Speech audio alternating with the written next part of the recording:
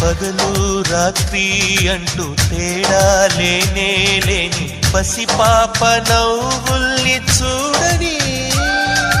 తోడు నీడా నువ్వై నాతో నడిచే నీకు ఏనాటి రుణముందో అడగని చేదు చేదు కలలన్నీ కరిగితేనే వరదవని కానుకైన స్నేహాన్ని గుండెలోన దాచుకుని ప్రతి జన్మకి ఈ నేస్తమే కావాలని కోరుకుంటానమ్మా దేవుళ్ళని.